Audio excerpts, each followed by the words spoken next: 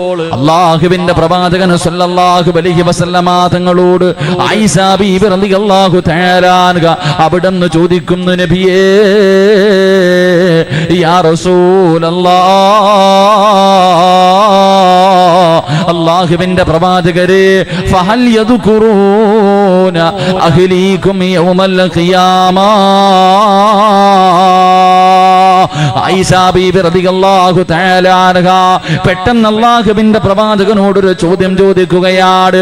പടച്ചവനെ, പ്രവാചകൻ ആ ചോദ്യം അങ്ങ് കേൾക്കുമ്പോൾ അല്ലാഹുവിന്റെ റസൂലിന്റെ കണ്ണ് നിറഞ്ഞൊഴുകുകയാണ്. അല്ലാഹുവിന്റെ റസൂലിന്റെ കണ്ണിങ്ങനെ നിറഞ്ഞൊഴുകുകയാ. പ്രവാചകൻ ഇരുന്ന് കരയുകയാണ്. ആയിഷ ബീബി റളിയല്ലാഹു തആല അൻഹ അല്ലാഹുവിന്റെ റസൂലിനോട് ചോദിക്കുന്നു, യാ റസൂലല്ലാഹ്, എന്തു പറ്റി നബിയേ, എന്തു പറ്റി നബിയേ, എന്തിനാണ് കരയുന്നതെന്ന് ചോദിക്കുമ്പോ അല്ലാഹുവിന്റെ പ്രവാചകൻ അവിടെന്ന് പറയുന്നു, ആയിഷ, നീ ചോദിച്ച ചോദ്യം വല്ലാത്ത ഒരു ചോദ്യമായി പോയി. ആയിഷ ബീബി റളിയല്ലാഹു തആല അൻഹ ചോദിച്ച ചോദ്യം എന്തെന്നറിയുമോ? ഫഹൽ യദ്കുറൂന അഹ്ലീകും യൗമൽ ഖിയാമ. നാളെ ഇസ്രാഫീൽ എന്ന മലക്ക് സൂറന്ന കാഹളത്തിൽ ഊതിക്കിടിയുമ്പോൾ ഖബർ പൊളിച്ചുകൊണ്ട് ജനങ്ങളെ മുഴുവനും കടന്നു വരുന്ന പടച്ചറപ്പിന്റെ പരലോകമുണ്ടല്ലോ, അള്ളാന്റെ കോടതിയുണ്ടല്ലോ. ആ കോടതിയിലേക്ക് കടന്നു വരുന്ന ദിവസം ഈ സ്നേഹം എന്നോട് കാണിക്കുമോ? ഈ സ്നേഹം അപ്പോഴും എന്റെ കൂടെ ഉണ്ടാകുമോ നബിയേ? എന്നെ സഹായിക്കുമോ നബിയേ? എന്നെ സ്വർഗത്തിൽ കൊണ്ടുപോകുമോ നബിയേ? എന്നോട് വല്ല പരിചയം കാണിക്കുമോ നബിയേ? ഞാൻ അങ്ങയുടെ ഭാര്യയാണല്ലോ. അല്ലാഹുവിന്റെ പ്രവാചകൻ സല്ലല്ലാഹു അലൈഹി വസല്ലമ തങ്ങളോട് ആയിഷ ബീബി റളിയല്ലാഹു തആല അൻഹ ചോദിക്കുമ്പോ അല്ലാഹുവിന്റെ റസൂൽ പറയുന്നു, ആയിഷ, സലാസത്തിന് 3 സ്ഥലങ്ങളുണ്ട്. നാളെ പടച്ചറപ്പിന്റെ പരലോകത്ത് 3 സ്ഥലങ്ങളുണ്ട്. ആ 3 സ്ഥലങ്ങളിലേക്ക് ജനങ്ങൾ കടന്നു ചെന്നാ ഫലാ യദ്കുറു അഹദുൻ അഹദാ. അല്ലാഹുവിന്റെ പ്രവാചകൻ സല്ലല്ലാഹു അലൈഹി വസല്ലമ തങ്ങള് അവിടെന്ന് പറഞ്ഞു കൊടുക്കുന്നു, ആയിഷ, അല്ലാഹുവിന്റെ കോടതിയിൽ 3 സ്ഥലങ്ങളുണ്ട്. അല്ലാഹുവിന്റെ കോടതിയിൽ 3 സ്ഥലങ്ങളുണ്ട്. ആ 3 സ്ഥലങ്ങളിലേക്ക് ജനങ്ങൾ കടന്നു ചെന്നാ വാപ്പ മുന്നിലൂടെ നടന്നു പോയാൽ, ഭാര്യ മുന്നിലൂടെ നടന്നു പോയാൽ, ഉമ്മതന്റെ മുന്നിലൂടെ നടന്നു പോയാൽ, പടച്ചവനെ, കൂടപ്പുറപ്പോ കൂട്ടുകാരോ മക്കളോ ഭാര്യയോ ഭർത്താവോ ഒരാളും നിന്നെ തിരിഞ്ഞു നോക്കില്ല ആയിഷ. ഒരാളും നിന്നെ കണ്ട പരിചയം കാണിക്കൂല. ഒരാളും നിന്നെ സ്വർഗത്തിൽ കൊണ്ടുപോകാൻ നോക്കൂല. അല്ലാഹുവിന്റെ പ്രവാചകൻ അവിടെന്ന് പറഞ്ഞു കൊടുക്കുമ്പോ ആയിഷ ബീബി റളിയല്ലാഹു തആല അൻഹ അവിടെന്ന് ചോദിക്കുന്നു, നബിയേ, ഏതാണ് നബിയേ? ആ 3 സ്ഥലങ്ങൾ ഏതാണ് നബിയേ? എന്റെ പ്രിയമുള്ളവരെ, നാളെ പരലോകത്ത് പടച്ചറപ്പിന്റെ മുന്നിലേക്ക് കടന്നു ചൊല്ലുമ്പോ ആ 3 രംഗം ഞാനും നിങ്ങളും നേരിടേണ്ടവരാണ്.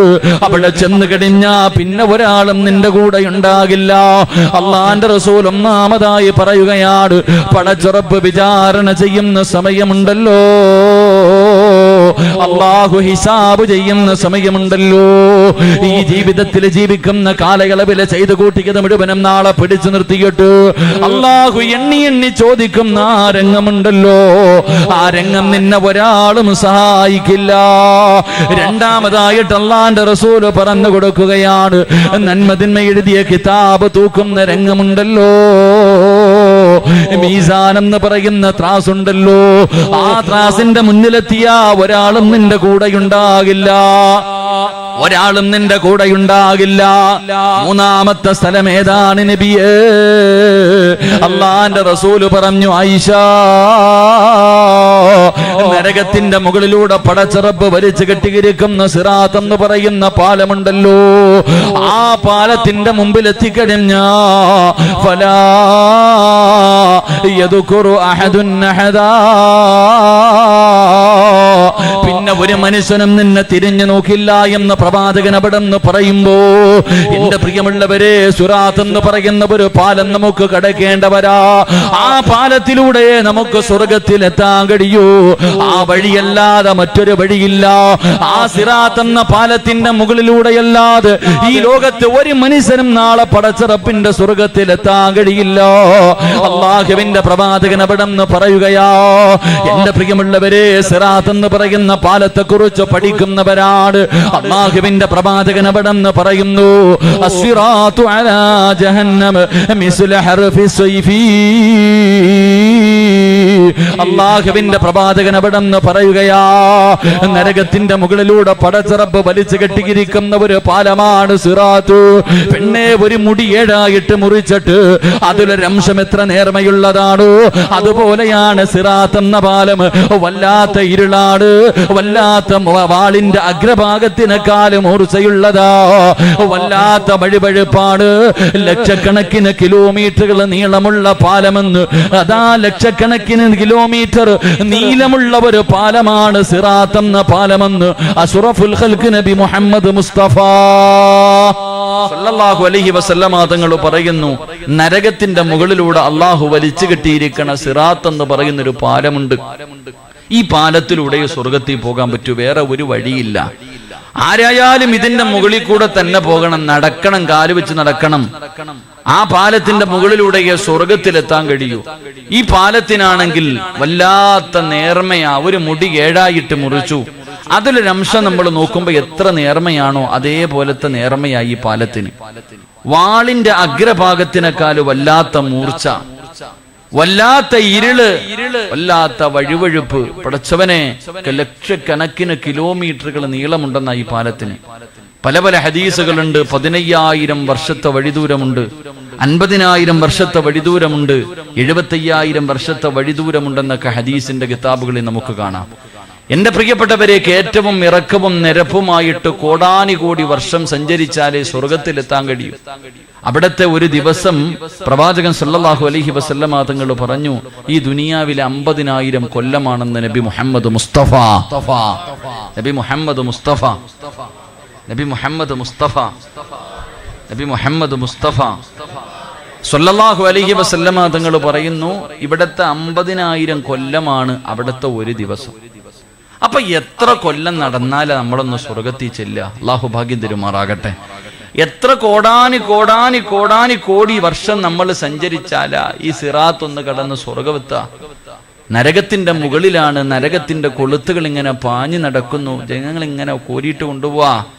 നരകത്തിന്റെ തീയിലേക്ക് പ്രാണികൾ കരിഞ്ഞു വീഴുന്നത് പോലെ ആ പാലത്തിന്റെ മുകളിൽ നിന്ന് ജനങ്ങൾ നരകത്തിലേക്ക് കരിഞ്ഞു വീഴാ. ഈ നരകത്തിന്റെ മുകളിലൂടെ കെട്ടിയിരിക്കണ ഈ പാലത്തിലൂടെ വേണം എനിക്ക് നിങ്ങൾക്ക് നടക്കാൻ. അള്ളാഹു നമുക്ക് ഭാഗ്യം തരുമാറാകട്ടെ. അവിടെ നിന്ന് വിളിച്ചു പറയുന്നു, മലക്കുകളല്ല, ഇരിക്കുന്നത് പ്രവാചകന്മാരാണോ? മലക്കുകൾ വിളിച്ചു പറയുന്നു, അവര് പ്രവാചകന്മാരല്ല. പിന്നെ ഇവരാരാണ്? അവിടെ നിന്ന് പറയുന്നു, മനുഷ്യ, നിങ്ങളെപ്പോലെ സാധാരണ മനുഷ്യരാ, നിങ്ങളെപ്പോലെ സാധാരണ മനുഷ്യരാ. അവിടെ നിന്ന് മലക്കുകൾ പറയുമ്പോ ജനങ്ങളോടുകയാണ്. അല്ലാഹുവിന്റെ പ്രവാചകൻ പറയുന്നു, ജനങ്ങളോടി ചെന്നിട്ട് ചോദിക്കുകയാ, ബി അയ്യുൽ അമാലി അലാ ഹാദിഹി ദറജാത്ത്, എങ്ങനെയാ നിനക്ക് ഈ പ്രതിഫലം കിട്ടിയത്?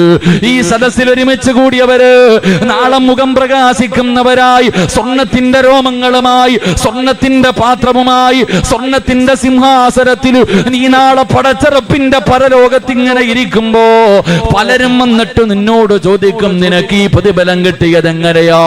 എന്ത് സൽക്കർമ്മമാണ് നീ ചെയ്തത്? എന്താണ് നിനക്ക് അല്ലാഹു ഇത് തരാനുള്ള കാരണം എന്താ? അവിടെ നിന്ന് പറയുന്നു, പൊന്നുമോനെ, ഒരുപാട് നിസ്കരിച്ചവനല്ല, ഒരുപാട് നോമ്പ് പിടിച്ചവനല്ല, ഒരുപാട് സദഖ കൊടുത്തവനല്ല, ഒരുപാട് സൽക്കർമ്മങ്ങൾ ചെയ്തവനല്ല.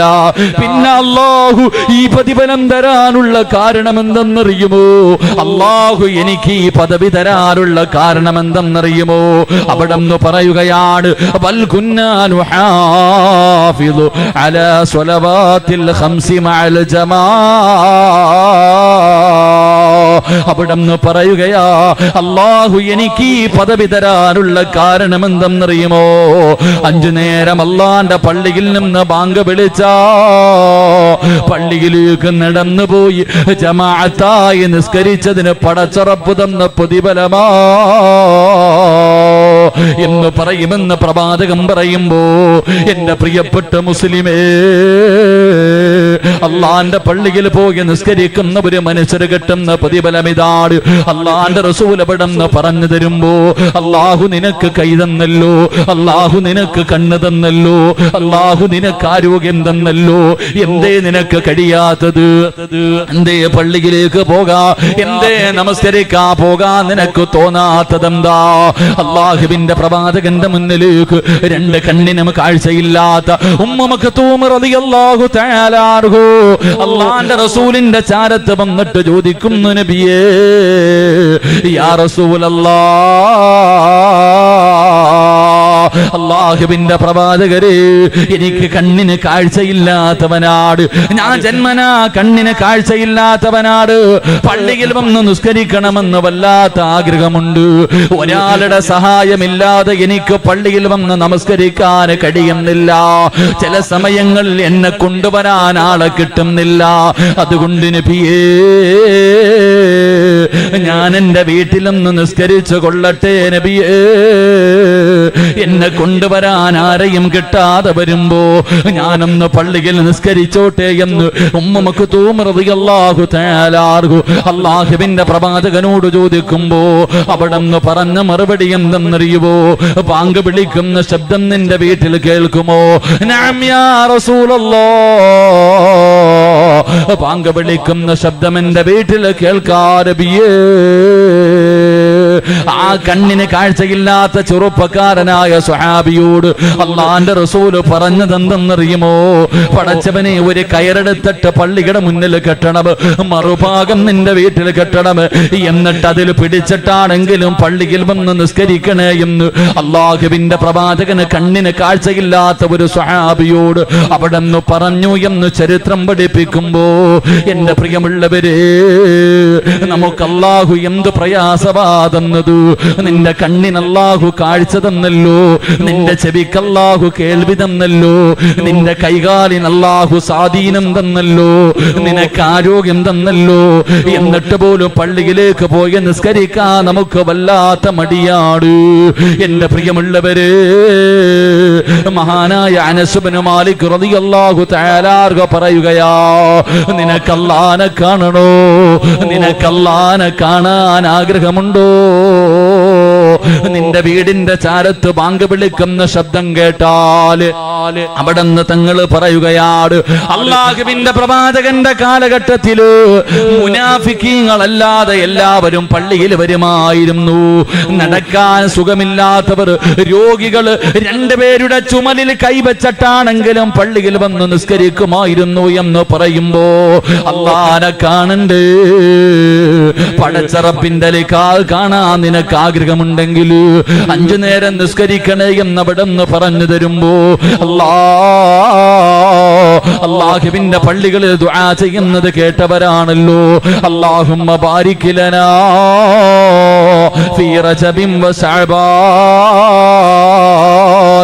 വബല്ലിഗ്നാ ശുഹ്റു റമളാൻ.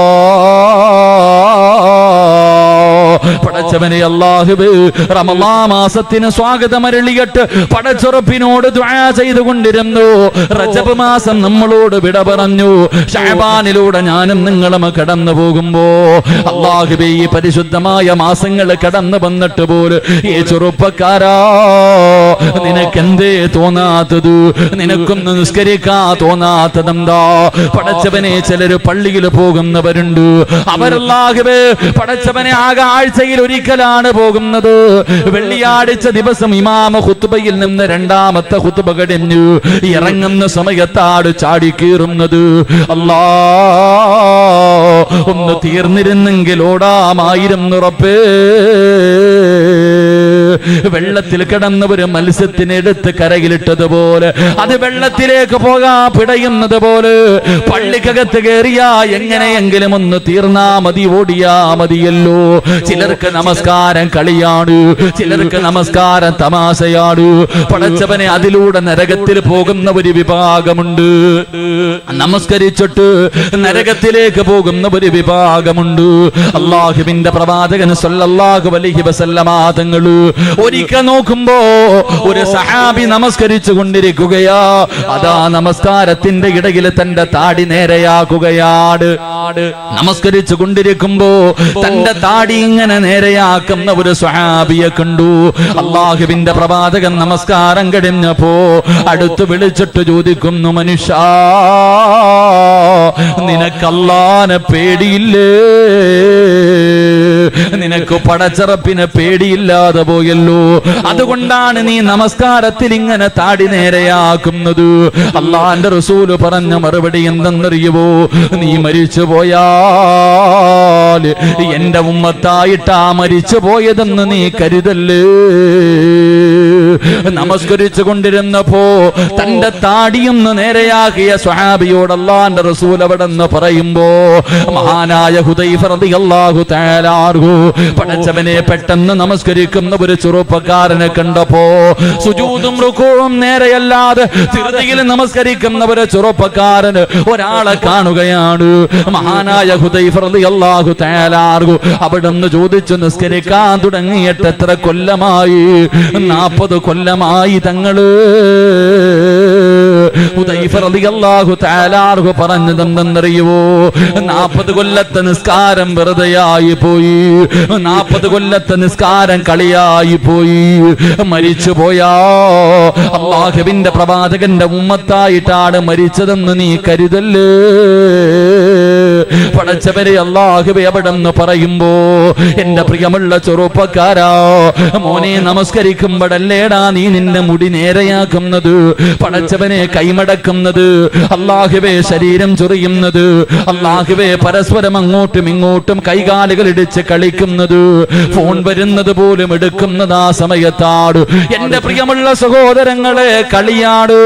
നമസ്കരിക്കുമ്പോ പടച്ചറപ്പിന്റെ മുന്നിലാണ് നിൽക്കുന്നതെന്നുള്ള ചിന്ത നമുക്കില്ലല്ലോ. ഒരു കൊതുക് കടിച്ചാ മതിയല്ലോ, ഒരു ഉറുമ്പ് കടിച്ചാ മതിയല്ലോ. എന്റെ പ്രിയമുള്ളവരെ, നമ്മുടെ നമസ്കാരത്തിന്റെ ശ്രദ്ധ മാറുകയാ. എങ്കിലെന്റെ പ്രിയപ്പെട്ട ചെറുപ്പക്കാരാ, നമസ്കാരം എന്ന് പറഞ്ഞാൽ എങ്ങനെയെന്നറിയുവോ പൊന്നുമോര്?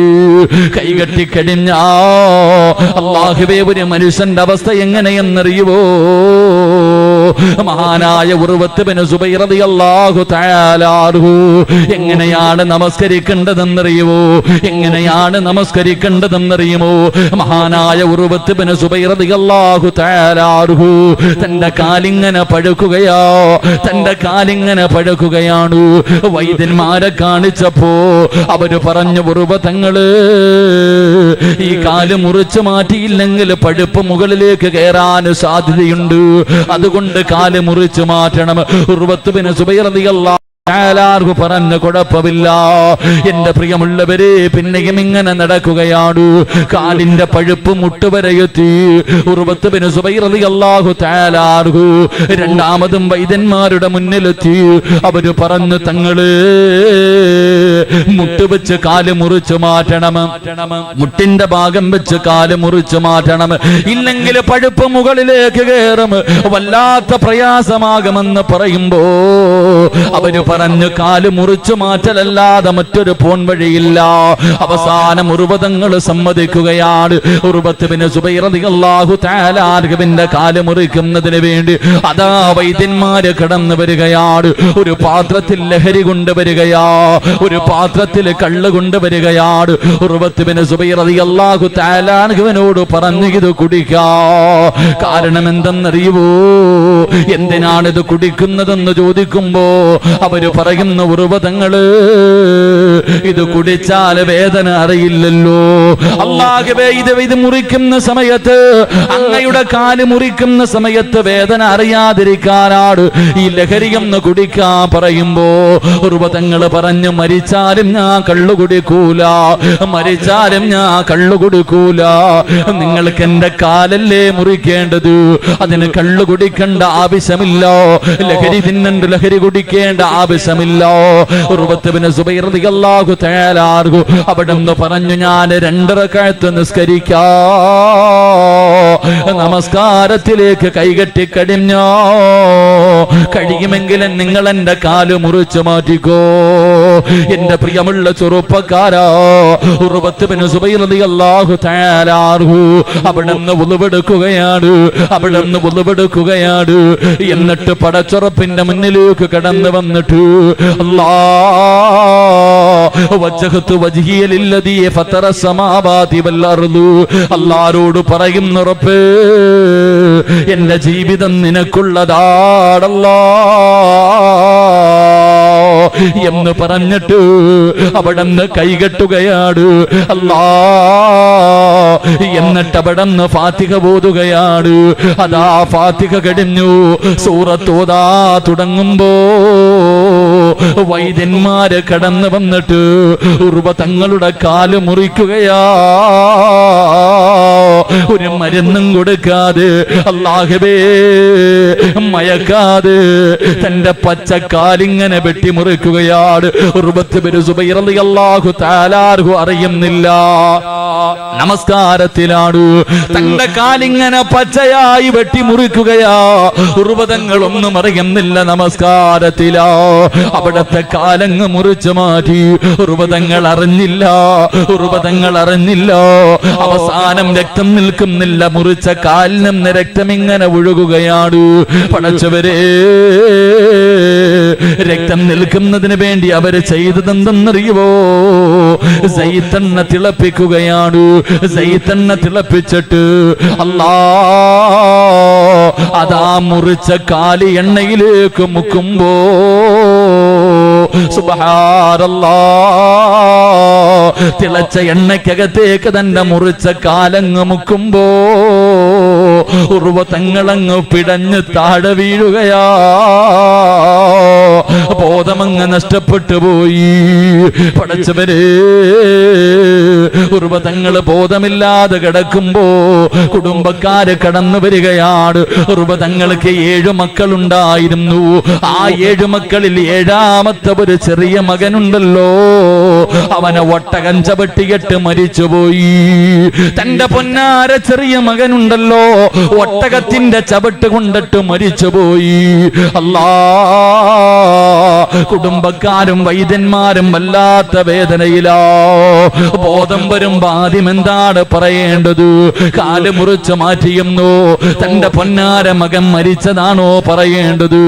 എന്തു ചെയ്യണമെന്നറിയാതെ കുടുംബക്കാര് മുഴുവനും വേദനിച്ചു കൊണ്ടിരിക്കുമ്പോ ഉർവത്തുബ്നു സുബൈർ റളിയല്ലാഹു തആല അൻഹു അവിടുന്ന് ബോധം തിരിച്ചു വരികയാണ്.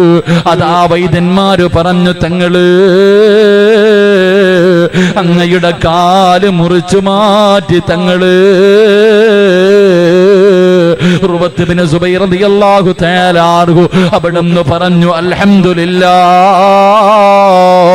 ഇന്നാ ലില്ലാഹി വ ഇന്നാ ഇലൈഹി റാജിഊൻ. അങ്ങ് നമസ്കരിച്ചു കൊണ്ടിരുന്ന സമയത്ത് അങ്ങയുടെ കാല് മുറിച്ചു മാറ്റിയെന്ന് പറയുമ്പോ ഉർവ തങ്ങൾ അൽഹംദുലില്ലാഹ് പറയുകയാ. രണ്ടാമതായി പറഞ്ഞു, തങ്ങള് അങ്ങയുടെ ഏറ്റവും ഇളയ മകനുണ്ടല്ലോ, ഒട്ടകത്തിന്റെ ചവിട്ട് കൊണ്ട് മരിച്ചുപോയി തങ്ങള്. തന്റെ പൊന്നാര മകൻ മരിച്ചെന്ന് പറയുമ്പോഴും അൽഹംദുലില്ലാഹ്, ഇന്നാ ലില്ലാഹി വ ഇന്നാ ഇലൈഹി റാജിഊൻ.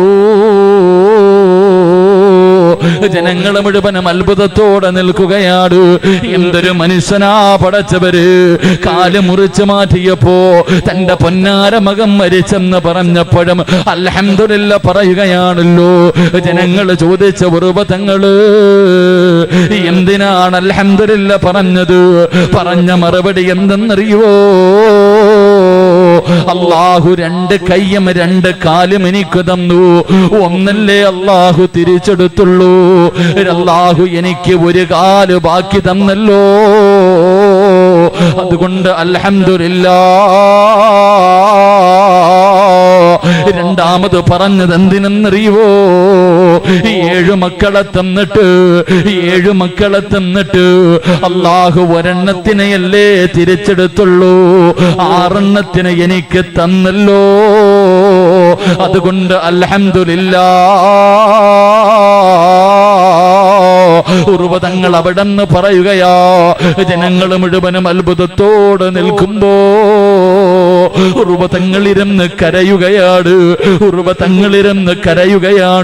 പെട്ടെന്ന് തേങ്ങി കരയുന്നത് കണ്ടപ്പോ ജനങ്ങൾ ചോദിച്ചു, എന്തേ തങ്ങള് കരയുന്നതിന്റെ കാരണം ചോദിക്കുമ്പോ അവിടെന്ന് പറയുന്നു, അല്ലാ ഇന്നലെ വരെ നിസ്കരിക്കുമ്പോ വലിയ സൂറത്ത് ഓതിയിട്ട് ഒരുപാട് നേരം നിന്ന് നിസ്കരിക്കാൻ കഴിയുമായിരുന്നല്ലോ. ഇനി എനിക്കതിന് കഴിയില്ലല്ലോ. ഒരുപാട് നേരം നിന്ന് നിസ്കരിക്കാ എന്നെ കൊണ്ട് കഴിയില്ലല്ലോ എന്നോർത്തിട്ടാണ് കരയുന്നതെന്ന് പറയുമ്പോ എന്റെ പ്രിയമുള്ളവര്, അല്ലാഹുവിന്റെ പരിശുദ്ധമായ ഖുർആൻ പറഞ്ഞത് ഫവൈലുൽ ലിൽ മുസല്ലീൻ അല്ലദീന ഹും അൻ സ്വലാത്തിഹിം സാഹൂൻ.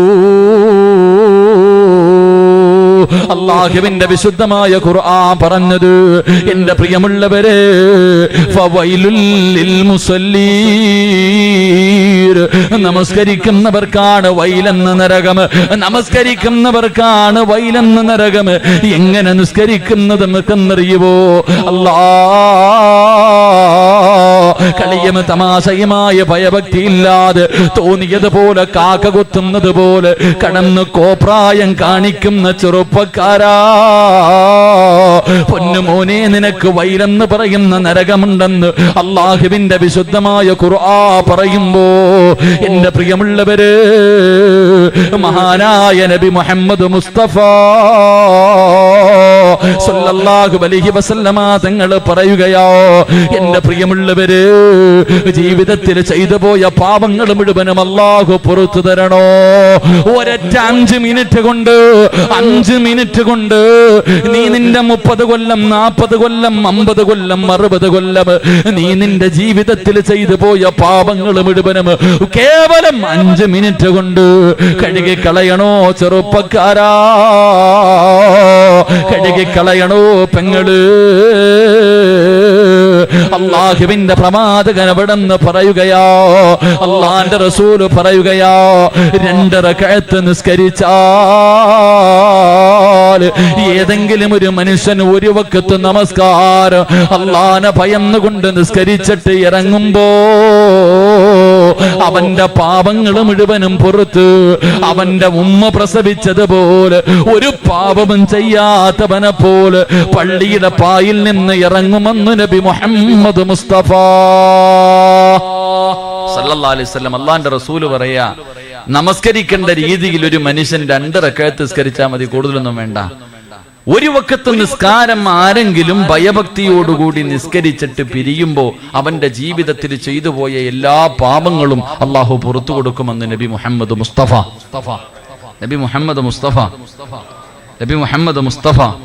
സല്ലല്ലാഹു. ഒരൊറ്റ വഖത്ത് നിസ്കരിച്ചാൽ മതി, സ്വർഗം കിട്ടും. പക്ഷെ നിസ്കരിക്കേണ്ടതുപോലെ നിസ്കരിക്കണം. എന്റെ പ്രിയപ്പെട്ടവരെ, ഒരുപാട് നിസ്കരിക്കണ്ട, 1 വഖത്ത് നിസ്കരിച്ചാൽ മതി. നിസ്കരിക്കേണ്ട രീതിയിലാണ് നിസ്കരിക്കുന്നതെങ്കിൽ നിന്റെ ജീവിതത്തിൽ ചെയ്ത പാപം മുഴുവനും പുറത്ത് നീ പള്ളിയിൽ ഇറങ്ങുമ്പോ ഒരു പാപവും ചെയ്യാത്തവനെ പോലെ ഇറങ്ങിപ്പോകുമെന്ന് നബി മുഹമ്മദ് മുസ്തഫ സല്ലല്ലാഹു അലൈഹി വസല്ലം. അല്ലാഹു അങ്ങനെ നിസ്കരിക്കാൻ ഭാഗ്യം തരുമാറാകട്ടെ. അള്ളാഹു അങ്ങനെ നിസ്കരിക്കാൻ ഭാഗ്യം തരുമാറാകട്ടെ. നമ്മുടെ ഇന്നത്തെ നിസ്കാരം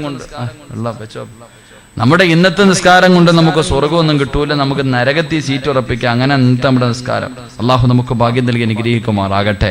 എന്റെ പ്രിയപ്പെട്ടവരെ, അങ്ങനെ നിസ്കരിക്കണമെങ്കിൽ എങ്ങനെ നിസ്കരിക്കണം? ഒരൊറ്റ വഖത്ത് നിസ്കരിക്കുമ്പോ തന്നെ അവന് സ്വർഗത്തിൽ സീറ്റ് ഉറപ്പിക്കണമെങ്കിൽ ചുമ്മാ നിസ്കരിച്ചാൽ പോരാ. നിസ്കരിക്കുന്നതിന് ചില രീതികളുണ്ട്. അള്ളാഹു പഠിക്കാൻ ഭാഗ്യം തരുമാറാകട്ടെ. ഇതിപ്പോ ബോറടിച്ചു തുടങ്ങിയ 11 മണിയാകാറായി, ചുമ്മാതല്ല 1 മണിക്കൂറായി. അപ്പൊ അതിന്റെ ചില പ്രയാസങ്ങളൊക്കെ മുഖത്ത് കാണുന്നു. ഇൻഷാ അല്ലാഹ് അള്ളാഹു ഈമാൻ തരുമാറാകട്ടെ. നിസ്കരിക്കാൻ പഠിച്ചിട്ട് പോകാം, അത്രേ ഉള്ളൂ. എങ്ങനെയാ നിസ്കരിക്കേണ്ടതെങ്കിലും പഠിച്ചിട്ട് പോകാം. ഇത്ര നേരം ഇരുന്നില്ലേ? കുറച്ചേരം കൂടി ഇരിക്കൂലേ? ഒന്ന് എഴുന്നേറ്റ്. നല്ല രസമുണ്ടല്ലേ ചാരി ഇരിക്കുക. എഴുന്നേറ്റ്. നിങ്ങളിരുന്നോപ്പാ. നിങ്ങളല്ല ചങ്ങാതി കുഞ്ഞു മടി കിടക്കുന്നത് കൊണ്ട് ആ ചങ്ങാതി ഇരിക്കാൻ പറഞ്ഞു. അള്ളാഹു ഈമാൻ നൽകുമാറാകട്ടെ. എങ്ങനെ നിസ്കരിക്കണം എന്നറിയാം, ഞാൻ പറഞ്ഞുതരാം. ഇൻഷാ അല്ലാഹ് ഇരിക്കും. എങ്ങനെ നിസ്കരിക്കണം? എന്റെ പ്രിയമുള്ള സഹോദരങ്ങളെ, മഹാനായ അലി ഇബ്നു ഹസൻ റളിയല്ലാഹു തആല അൻഹു അവിടെന്ന് പറഞ്ഞു തരുന്നു എങ്ങനെയാണ് സ്വർഗത്തിലേക്ക് പോകാറ്. ഒരൊറ്റ വഖത്ത് കൊണ്ട് സ്വർഗത്തിൽ പോകാനുള്ള വഴി എന്തെന്നറിയുമോ? മഹാനായ അലി ഇബ്നു ഹസൻ റളിയല്ലാഹു തആല അൻഹു ഉളുവെടുക്കുന്ന സമയത്ത് അല്ലാഹുവേ കരഞ്ഞ് തന്റെ നിറമങ്ങ് മാറുമായിരുന്നു. ഉളുവെടുക്കുന്ന സമയത്ത് എന്റെ പ്രിയപ്പെട്ട ചെറുപ്പക്കാരാ, എന്റെ പ്രിയപ്പെട്ട പെങ്ങള്, ഉസ്താദേ 30 കൊല്ലം കൊണ്ട് നിസ്കരിക്കുന്നുണ്ട്, 40 50 60 പറഞ്ഞിട്ട് കാര്യമില്ല. എന്റെ പ്രിയമുള്ളവരെ, മഹാനായ അലി ഇബ്നു ഹസൻ റളിയല്ലാഹു തആല അൻഹു അവിടുന്ന് ഉളുവെടുക്കുന്ന സമയത്ത് തന്റെ നിറമങ്ങ് മാറുകയാ. കരഞ്ഞ് തന്റെ നിറമങ്ങ് മാറുകയാണ്. ജനങ്ങൾ ചോദിച്ചു, തങ്ങളെ എന്താടങ്ങ് കരയുന്നത്? അങ്ങയുടെ നിറം മാറുന്നതിന്റെ കാരണം ചോദിക്കുമ്പോ അലി ഇബ്നു ഹസൻ റളിയല്ലാഹു തആല അൻഹു അവിടുന്ന് പറയുകയാ, ഞാൻ ഉളുവെടുക്കുന്നത് എന്തിനു വേണ്ടി എന്നറിയുവോ? ഞാൻ ഉളുവെടുക്കുന്നത് എന്തിനു വേണ്ടിയാണെന്നറിയുവോ? അല്ലാഹനെ കാണാനാ. ഞാൻ ഉളുവെടുക്കുന്നത് പടച്ചറപ്പിനെ കാണാൻ പോവുകയാ. എന്നെ പടച്ചറപ്പുണ്ടല്ലോ, എനിക്കെല്ലാ വാരിക്കൂരി തന്ന ഈ പ്രപഞ്ചം മുഴുവനും അടക്കി ഭരിക്കുന്ന രാജാതിരാജനായ മലിക്കുൽ ജബ്ബാറായ അല്ലാഹുവിനെ കാണാനാണ് ഞാൻ ഉളുവെടുക്കുന്നത്. എങ്ങനെ കരയാതിരിക്കും? എങ്ങനെ ഞാൻ കരയാതിരിക്കും? എങ്ങനെ ഞാൻ പേടിക്കാതിരിക്കും? എങ്ങനെ എന്റെ നിറം മാറാതിരിക്കും? എന്റെ പ്രിയമുള്ളവരെ, ഇന്ന് വരെ എനിക്കും നിങ്ങൾക്കും തോന്നിയിട്ടുണ്ടോ? 40 50 കൊല്ലമായ വാപ്പോ, നീ നിന്റെ ഓർമ്മ വെച്ച കാലം മുതൽ ഉളുവെടുക്കുന്നുണ്ടല്ലോ. ജീവിതത്തിൽ ഒരിക്കലെങ്കിലും ഉളുവെടുക്കുമ്പോ നിന്റെ മനസ്സിൽ തോന്നിയിട്ടുണ്ടോ, ഞാൻ ഉളുവെടുക്കുന്നത് അല്ലാഹനെ കാണാനാ, ഞാൻ അല്ലാഹനെ കാണാനാണ് ഉളുവെടുക്കുന്നത്. ആ ഉളുവെടുക്കുന്ന സമയത്ത് നേരെ ചൊവ്വേ നിനക്കൊന്ന് ഉളുവെടുക്കാൻ കഴിഞ്ഞിട്ടുണ്ടോ? അതുകൊണ്ട് ചെറുപ്പക്കാരാ, ഉളുവെടുക്കുന്ന സമയത്ത് കരയണേ മോരെ. കരഞ്ഞുകൊണ്ട് വേണം നീ ഉളുവെടുക്കാ.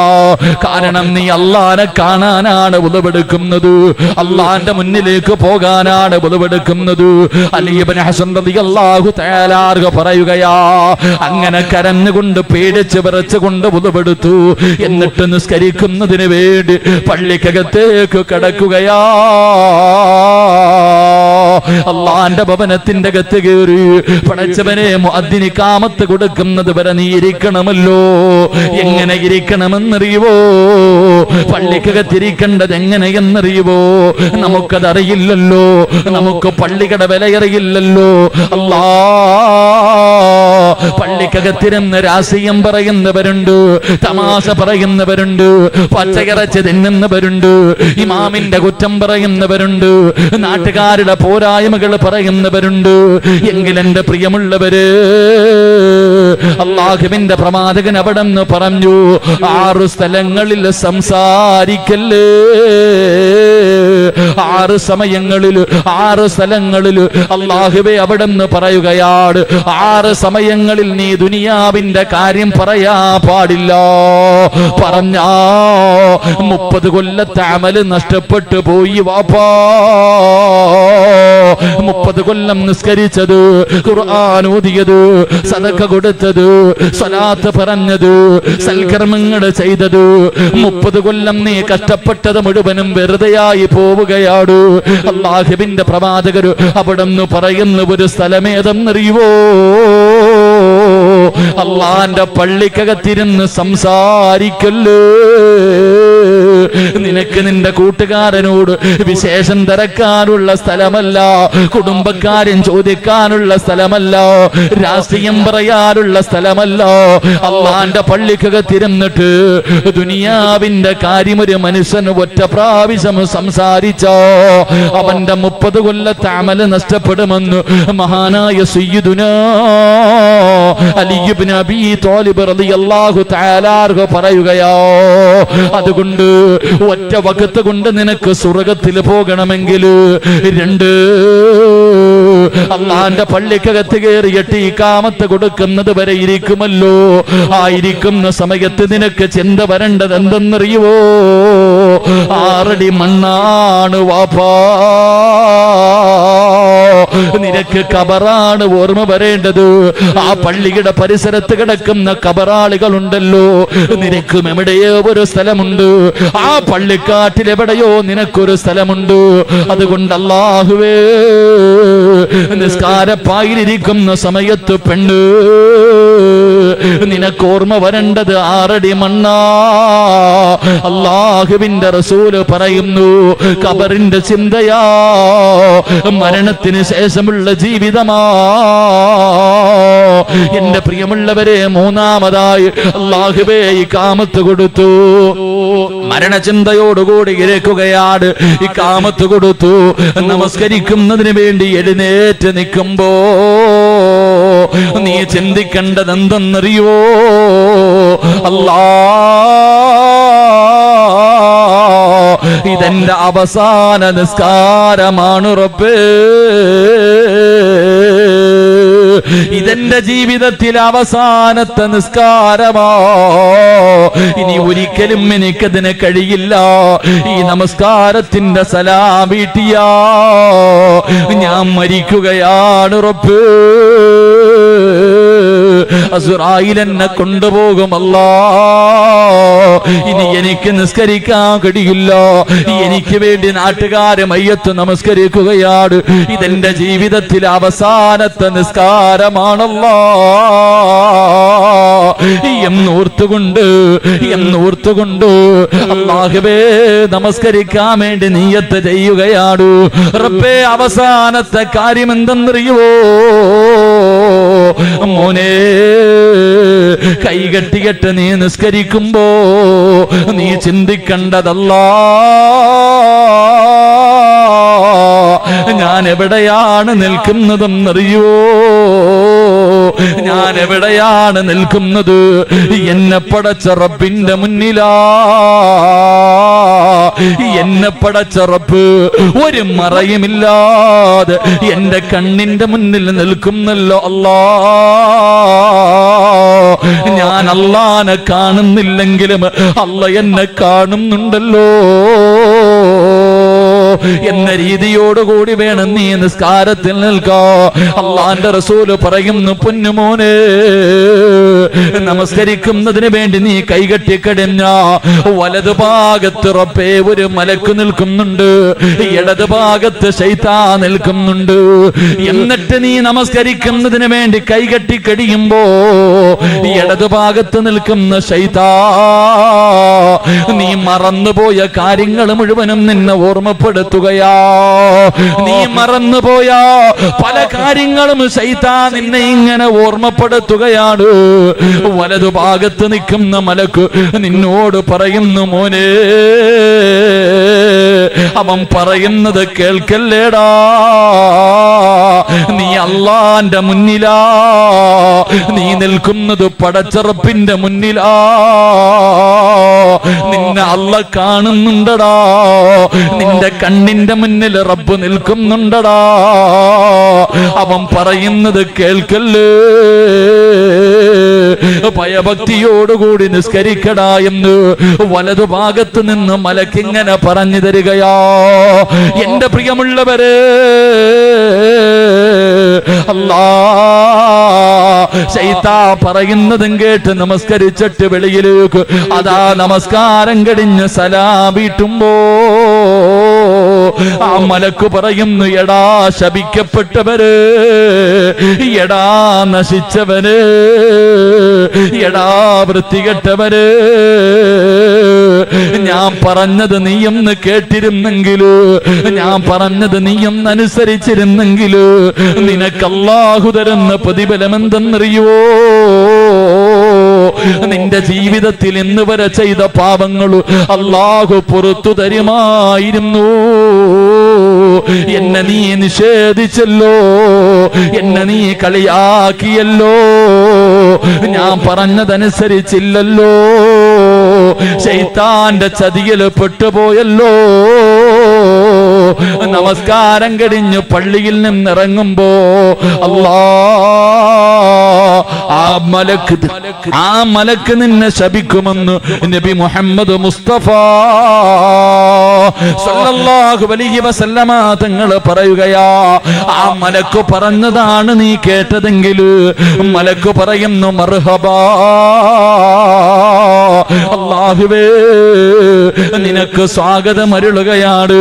എന്നിട്ട് പറയുന്നു, നിനക്ക് സ്വർഗമുണ്ട് മോനെ, എടാ ഭാഗ്യവാനെ, എടാ വിജയിച്ചവരെ, നിനക്ക് സ്വർഗമുണ്ട്. നിന്റെ പാപങ്ങളൊക്കെ അല്ലാഹു പുറത്തു തന്നു. നിന്റെ കയ്യിൽ പിടിച്ച് മുസാഫഹത്ത് ചെയ്ത് നിന്നെ യാത്രയാക്കുമെന്ന് നബി മുഹമ്മദ് മുസ്തഫ സല്ലല്ലാഹു അലൈഹി വസല്ലം. ഇങ്ങനെ ഇറങ്ങണം പള്ളിയിൽ പോയാ. നിസ്കാരപ്പായിലേക്ക് കയറിയ ഓരോ പെണ്ണും പള്ളിയിലേക്ക് ഒളിവെടുക്കുമ്പോ തന്നെ നീ തോന്നണം സിനിമയ്ക്ക് പോവല്ല, ഏതെങ്കിലും കണ്ടവനെ കാണാനല്ല നീ ഒളിവെടുക്കണത്. ഒളിവെടുക്കുന്നത് അള്ളാനെ കാണാൻ, പടച്ച റബ്ബിനെ കാണാനാ ഒളിവെടുക്കണം. അപ്പൊ തന്നെ നീ കരയണം. ജീവിതത്തിൽ ഒരിക്കലെങ്കിലും ഒളിവെടുക്കുമ്പോ നീ കരയണം. ഇതെവിടെ കരയാൻ സമയം? ഇക്കാമത്ത് കൊടുക്കുമ്പോ ഓടി ഇങ്ങോട്ട് വന്നിട്ട് കഴുകാൻ തന്നെ സമയമില്ല, ഹൗലിൽ കൊണ്ടുവന്ന് മുക്കിയിട്ട് ഓടുക. ആരോടാ പറയണേ? കണ്ടിട്ടില്ലേ? നിസ്കരിക്കാൻ ഓടി ഇങ്ങോട്ട് വരും, 3 പ്രാവശ്യം ഹൗലിൽ നിന്ന് വെള്ളം കോരി കൈ കഴുകാൻ സമയമില്ല. ഇവിടെ വരെ അങ്ങ് മുക്ക്, ഒരു കുടുക്കത്തൊരു മുക്ക് മുക്കിയിട്ട് കയറാ. തലയൊക്കെ തടകണണ്ടാ വിചാരിക്കും, പടച്ചവനെ പെയിന്റ് അടിക്കണ പോലെ ഒന്ന് തൊട്ടിട്ട് കളിയാക്കിയിട്ട് ഓടാ. ഒളിവെടുക്കണ സമയത്ത് തന്നെ നിന്റെ കണ്ണ് നിറയണം. പള്ളിക്കകത്ത് കയറി ഇരുന്നിട്ട് പച്ചയിറച്ചി തിന്നാൻ, എടാ നിന്റെ ചങ്ങാതിയെ കാണുമ്പോ അളിയ സുഖമാണോ എന്ന് ചോദിച്ചാ 30 കൊല്ലം നീ കഷ്ടപ്പെട്ടത് പോയി. 30 കൊല്ലം പോയി നിസ്കരിച്ചതും ഖുർആൻ ഓതിയതൊക്കെ പോയി. 6 സ്ഥലങ്ങളിൽ നീ സംസാരിക്കരുത്, ദുനിയാവിന്റെ കാര്യം പറയരുത്. പള്ളിക്കകത്ത് ഇരുന്നിട്ട് വിശേഷം, മക്കളൊക്കെ സുഖമാണോ, കെട്ടിച്ചു വിട്ട മക്കളൊക്കെ ആയോ, കച്ചവടമൊക്കെ എങ്ങനെയുണ്ട്, പള്ളിക്കകത്തിരുന്ന് നീ പള്ളിക്കകത്തിരിക്കുമ്പോ ഓർമ്മ വരേണ്ടത് പള്ളിക്കാടാ. നീ കബറിന്റെ അകത്ത് കിടക്കണ രംഗം നിനക്ക് ഓർമ്മ വരണം. 3 നിസ്കരിക്കാൻ വേണ്ടി എഴുന്നേക്കുമ്പോ നീ ചിന്തിക്കണം, പടച്ചവനെ ഇപ്പൊ എന്താ പോവാ, നിസ്കാരം കഴിഞ്ഞാ ഉടനെ എന്നെ കൊണ്ടുപോകും. അസ്രായിൽ ഇങ്ങനെ സമയം കാത്തു നിൽക്കുക വെട്ടാൻ വേണ്ടി, എന്നെ കൊണ്ടുപോകാൻ വേണ്ടി കാത്തു നിൽക്കാൻ. നിന്റെ ജീവിതത്തിൽ അവസാനത്തെ നിസ്കാരം ഒന്ന് നിസ്കരിച്ചു നോക്കണം. അള്ളാഹു ഈമാൻ തരുമാറാകട്ടെ. 4ാമത്തെ ചിന്ത, കൈകെട്ടുമ്പോ നീ ചിന്തിക്കണം, നീ നിക്കണത് എവിടാ? നിന്നെ പടച്ച റബ്ബിന്റെ മുന്നിലാ. ഇടതുഭാഗത്ത് ശൈത്താൻ വന്നിട്ട് പറയണ്ട, അപ്പൊ നിനക്ക് ഇത്തിരി പൈസ തരാറുണ്ട്, ഓർമ്മയില്ലേ? അവനെല്ലാം ഓർമ്മിപ്പിക്കും. തമാശയ്ക്ക് പറയും, ഒരു കാര്യം എവിടെങ്കിലും വെച്ചിട്ട് മറന്നുപോയാൽ ഓർക്കണമെങ്കിൽ 2 റക്അത്ത് നിസ്കരിച്ചാൽ മതി എന്ന് തമാശയ്ക്ക് പറയാറുണ്ട്. എന്തെങ്കിലും ഒരു സാധനം എവിടെ വെച്ചെന്ന് ഓർമ്മയില്ല, തമാശക്ക് പറയും, എടാ ഒന്ന് കൈകെട്ടി നിസ്കരിക്കടാന്ന്. ഉറപ്പായിട്ട് നിസ്കരിച്ചാൽ ഓർമ്മ വരും. കാരണം എന്താ, ശൈത്താമെന്ന് പറഞ്ഞു തരും. എന്റെ പ്രിയപ്പെട്ട സഹോദരങ്ങൾ, ആ സമയത്ത് വലതുഭാഗത്തൊരു മലക്ക് നിന്നിട്ട് പറയണ്ട, അള്ളാന്റെ മുന്നിലാടാ നിക്കണം, നേരെ ചൊവ്വ നിക്ക്, പടച്ചവനെ ഭയന്നുകൊണ്ട് നിക്കടാ, നിന്റെ പാപങ്ങൾ അള്ളാഹു പുറത്തെരിയും. മലക്കിങ്ങനെ പറഞ്ഞുതരും. ശൈത്താൻ പറയുന്നതും കേട്ട് നീ ഇറങ്ങിപ്പോകുമ്പോ ഈ മലക്കിന്റെ ശാപവും വാങ്ങിയിട്ട് നീ ഇറങ്ങിപ്പോകണം. ആ മലക്ക് പറയുന്നത് നീ അനുസരിച്ചാ നീ സ്വർഗത്തിന്റെ അവകാശിയായിട്ട് ഇറങ്ങിപ്പോകും. അള്ളാഹു ആ കൂട്ടത്തിൽ പെടുത്തുമാറാകട്ടെ. അതുകൊണ്ട് എന്റെ പ്രിയമുള്ള സഹോദരങ്ങളെ, ഞാൻ പറഞ്ഞു വന്നത്, അള്ളാഹുവിന്റെ പള്ളിയിലേക്ക് നടക്കുന്ന നടത്തം അത് വെറുതെയല്ല, നിനക്കത് സിറാത്തിൽ രക്ഷയാണെന്ന് നബി മുഹമ്മദ് മുസ്തഫ ആരാ പള്ളി നടന്നു പോണേ? ആരാ പള്ളി നടന്നു പോണേ? പറ്റുമെങ്കിൽ മിഹ്റാബിനകത്ത് വരെ ബൈക്ക് കയറ്റും നമ്മൾ. പള്ളിക്കകത്ത് സഫില് കൊണ്ട് വെച്ചിട്ട് നിസ്കരിക്കാൻ പറ്റുമെങ്കിൽ വണ്ടി അതിനകത്ത് കയറ്റും ഞാനും നിങ്ങളും. ആരാ നടക്കണേ? ഞാനും നടക്കൂല, നിങ്ങളും നടക്കൂല. എല്ലാവരും വണ്ടിയിലെ യാത്ര അല്ലേ? ആപ്പാടിയൊക്കെ വാപ്പ വയ്യ ഉസ്താദെ, ഒരു ചുവട്ടടി മുന്നോട്ട് വാപ്പാടിയൊക്കെ എന്താ പള്ളി വരാത്തെ? ഒരു ചുവട്ടടി മുന്നോട്ട് വെക്കാൻ പറ്റത്തില്ല. അല്ലാഹ് എന്താ പറച്ചിലെന്നറിയോ? ഇങ്ങനെ പറയണ വാപ്പ ഒന്ന് വീണു. കൊണ്ട് കരുനാഗപ്പള്ളി പോയി ടെസ്റ്റ് ചെയ്തപ്പോൾ ഡോക്ടർ പറഞ്ഞു, നാളെ രാവിലെ മുതൽ എഴുന്നേറ്റ് നടന്നില്ലെങ്കിൽ അങ്ങ് പള്ളിക്കുഴി പോകും കേട്ടോ. കൊളസ്ട്രോള് കൂടുതലാ. രാവിലെ എഴുന്നേറ്റ് അരമണിക്കൂർ നടന്നില്ലെങ്കിൽ നീ അങ്ങ് തീരും, മരിച്ചുപോകും ഡോക്ടർ പറഞ്ഞു. പിറ്റേ ദിവസം രാവിലെ അലാറം വെച്ച് ഭാര്യ എഴുന്നേക്കും. അലാറം വെച്ചിട്ട് എഴുന്നേക്കും ഭാര്യ. എന്നിട്ട് വിളിക്കും, മച്ച എഴുന്നേക്ക് മച്ച. കിളവനെ വിളിക്കുക എഴുന്നേക്കാൻ. എന്തിനാ? നിസ്കരിക്കാനല്ല. രാത്രി കിടന്ന സുബഹിയുടെ സമയത്ത് ഉറങ്ങുന്ന ഭർത്താവിന്റെ മുഖത്ത് ഒരു പെണ്ണ് വെള്ളം കുടഞ്ഞ് ഉണർത്തിയാൽ ആ പെണ്ണിന് സ്വർഗമുണ്ടെന്ന് നബി മുഹമ്മദ് മുസ്തഫ. ഇന്ന് വരെ അവൾ ഉണർത്തിയിട്ടില്ല. ഇന്ന് വരെ അങ്ങനെ ഉണർത്തിയിട്ടില്ല. ഇത് ഭർത്താവ് ചാവൂന്ന് ഡോക്ടർ പറഞ്ഞപ്പോ രാവിലെ അലാറം വെച്ച് എഴുന്നേറ്റിട്ട് മച്ച എഴുന്നേക്ക് മച്ച, വാ തീരും, വാ നടക്കാം, പൊക്ക, ഒരു ചുവട്ടടി മുന്നോട്ട് വെക്കാൻ പറ്റത്തില്ല എന്ന് പറഞ്ഞ വാപ്പായും പെണ്ണുമ്പിള്ളയും കൂടെ ഇറങ്ങി നടക്കാ. റോഡിൽ കൂടെ ഒന്ന് കാണണം. ഭാര്യ പറയും, ഞാൻ കൂടെ വരാം. നിങ്ങൾ ഒറ്റയ്ക്ക് വേണ്ട, ഞാൻ വരാം. ഒരു കൈയിൽ ടോർച്ചും ഒരു കയ്യിൽ ഒരു കമ്പും. എന്തിനാ? പട്ടിയെ തല്ലാൻ. എന്തിനാ? മച്ചായ പട്ടിയടിക്കാൻ വന്ന തല്ലാൻ വേണ്ടി പെണ്ണുമ്പിള്ള ഒരു കമ്പം പിടിച്ചിട്ട് കിളവന്റെ കൂടെ നടക്ക. എന്ത്? ഇപ്പം കാലിനൊരു ഗുരുവില്ല. ഇപ്പം നിങ്ങളുടെ ഒന്നും കാലിനൊരു കുഴപ്പമില്ല. പള്ളിയിൽ പോകാൻ ഒരു ചുവട്ടടി വയ്യ. ഒരുത്തം പറഞ്ഞ് ചാകൂന്ന് നടന്നില്ലേ? അള്ളാഹു നടത്തിക്കും. അള്ളാഹു കാക്കുമാറാകട്ടെ.